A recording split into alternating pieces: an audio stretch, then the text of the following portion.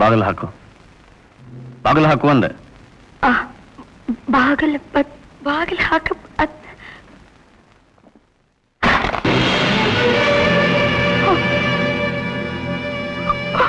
ಯಾಕೆ ಅಳ್ತಿದ್ಯಾ? ಈಗ ಚಿತ್ರಹಿಂಸೆ ಮಾಡೋ ಬದಲು ಒಂದೇ ಸಾರಿ ನಿಮ್ ಕೈಯಾರ ವಿಷ ಕೊಟ್ಟು ನನ್ನ ಸಾಯಿಸ್ಬಿಡಿ. ಕಣ್ಣೀರಿಂದ ಕೈ ತೊಳೆಯೋಕ್ ಮುಂಚೆನೆ ಸಾಯೋ ಇಚ್ಛೆನಾ? ಸರಿ, ಅದು ಆಗ್ಲಿ. ಡ್ರೆಸ್ಸಿಂಗ್ ಟೇಬಲ್ ಮೇಲೆ ವಿಷದ ಬಾಟ್ಲಿ ಇಟ್ಟಿದ್ದೀನಿ, ತಗೊಂಡು ಕುಡಿ.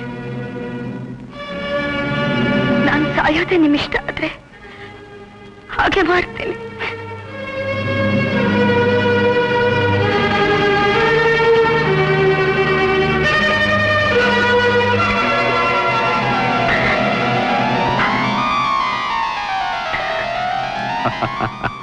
ಅದು ವಿಷ ಅಲ್ಲ, ಜೀರಿಗೆ ಕಷಾಯ. ಇಷ್ಟು ಸಲೀಸಾಗಿ ನಿನ್ನ ಸಾಯಕ್ ಬಿಡ್ತೀನಿ ಅಂತ ತಿಳ್ಕೊಂಡ್ಯಾ?